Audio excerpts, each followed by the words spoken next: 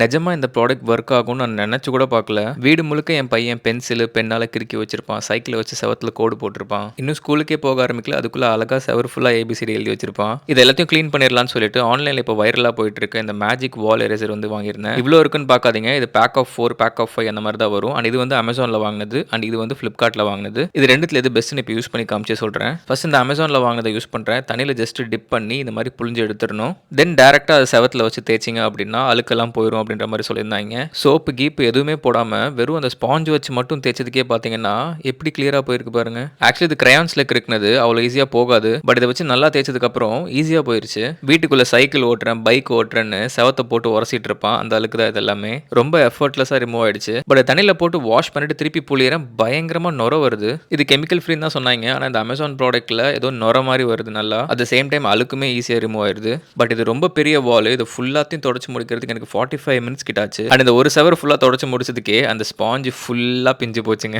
New item கூட compare பண்ணி காமிக்கிறேன். எப்படி டேமேஜ் ஆயிருக்கு பாருங்க. ஆனா டேமேஜ் ஆயிருந்த வால் இப்போ புத்தம் புதுசா ஆயிருச்சு. செம்ம சாட்டிஸ்ஃபைடு எனக்கு. நெக்ஸ்ட் இந்த Flipkartல வாங்கின ஸ்பாஞ்ச் இதையுமே தண்ணியில் நல்லா டிப் பண்ணி இருக்கிறதுலே கஷ்டம் ரீஃபில் பெண்ணால எழுதினது அதை வந்து துடைக்கிறேன். இதுல நொரெல்லாம் எதுவும் வரல. ஆனா அதை விட ரொம்ப ஈஸியா எஃபர்ட்லெஸ்ஸா ரிமூவ் ஆகுது. இதுல நிஜமா செம்ம சாட்டிஸ்ஃபைடுங்க.